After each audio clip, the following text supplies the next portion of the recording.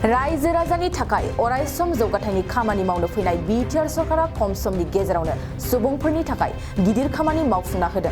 नंगौ, हा गैजायै रायजो राजाफोरनो हानि मोनथायखौ होनायाव जाफुंसारदों प्रमद बर'नि दैदेननाय बिटिआर सरकार आरो बिफाननि मावफुं सोद्रोमा रनजित बसुमतारिया।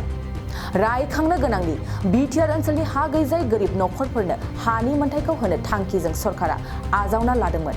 बिटिआर हानि मेला थांनाय 12 डिसेम्बरनिफ्राय 22 डिसेम्बरसिम बिटिआरनि गुबुन गुबुन सार्केल मावख'आव खुंफुंजादोंमोन। बिटिआर हानि मेलाखौ बे हा मेलानि गेजेरजों गिबि खोलोबाव बिटिआर सरकार साबेसे सुबुं एबा नखरफोरनो हानि फोरमान बिलाइफोरखौ होनो हाखो बेनि खेंफोरथिखौ दिनै नोंथांमोननो मिथिहोगोन। नंगौ, थांनाय डिसेम्बर दाननि गेजेराव सोलिनाय हानि मेलायाव गासै 14,446 सुबुं एबा नखरफोरनो हानि फोरमान बिलाइफोरखौ होखांबाय।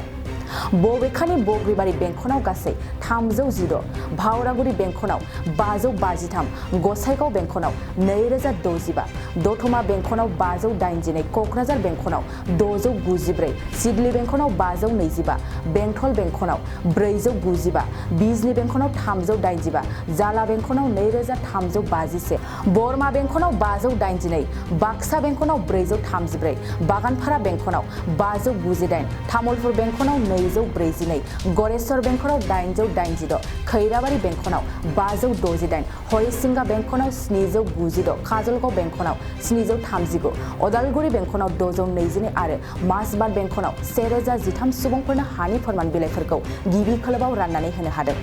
रायजो राजानि थाखाय अरायसम जौगाथायनि खामानि मावनो फैनाय बिटिआर सरकारा खम समनि गेजेरावनो सुबुंफोरनि थाखाय गिदिर खामानि मावफुंना होदों। नंगौ, हा गैजायै रायजो राजाफोरनो हानि मोनथायखौ होनायाव जाफुंसारदों प्रमद बर'नि दैदेननाय बिटिआर सरकार आरो बिफाननि मावफुं सोद्रोमा रनजित बसुमतारिया।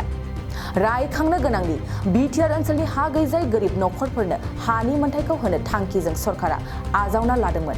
बिटिआर हानि मेला थांनाय 12 डिसेम्बरनिफ्राय 22 डिसेम्बरसिम बिटिआरनि गुबुन गुबुन सार्केल मावख'आव खुंफुंजादोंमोन।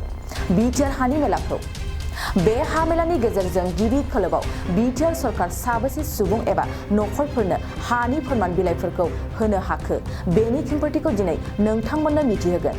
नंगौ, थांनाय डिसेम्बर दाननि गेजेराव सोलिनाय हानि मेलायाव गासै 14,446 सुबुं एबा नखरफोरनो हानि फोरमान बिलाइफोरखौ होखांबाय। बबेखानि बग्रिबारि बेंखनाव गासै 316, भावरागुरि बेंखनाव 553, गसाइगाव बेंखनाव 2065, दतमा बेंखनाव 582, कक्राझार बेंखनाव 694, सिडली बेंखनाव 525, बेंटल बेंखनाव 495, बिजनी बेंखनाव 385, जाला बेंखनाव 2351, बरमा बेंखनाव 582, बाक्सा बेंखनाव 434, बागानपारा बेंखनाव 598, तामुलपुर बेंखनाव 242, गरेस्वर बेंखनाव 886, खैराबारि बेंखनाव 568, हरिसिंगा बेंखनाव 796, काजलगाव बेंखनाव 739, अदालगुरि बेंखनाव 622 आरो माजबाद बेंखनाव 1013 सुबुंफोरनो हानि फोरमान बिलाइफोरखौ गिबि खोलोबाव राननानै होनो हादों। गोसो गुदुं गलादारफोरनि थाखाय मोनसे मोजां खौरां।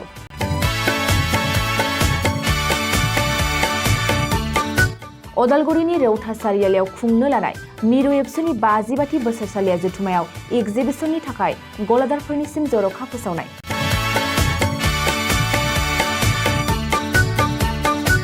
फैगौ 2023 मायथाइनि 26, 27, 28 आरो 29 जानुवारियाव खुंनो लानाय मिरु एबसुनि बोसोरसालिया जथुमायावनो बायदि रोखोमनि मुवा बेसादफोरखौ दिन्थिफुंगोन एक्जिबिसन।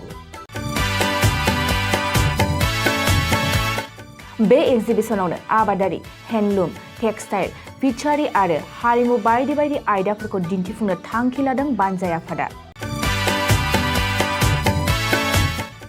बेनिखायनो गोसो गुदुं सुबुं एबा गलादारफोरा एक्जिबिसनाव गला होफैनो हागोन आरो गला होनायनि सोमोन्दै आबुं बाथ्राखौ मिथिनोब्ला नैबे मबाइल नम्बर 9365245137 आव थोंजों सुलाद लानो हागोन।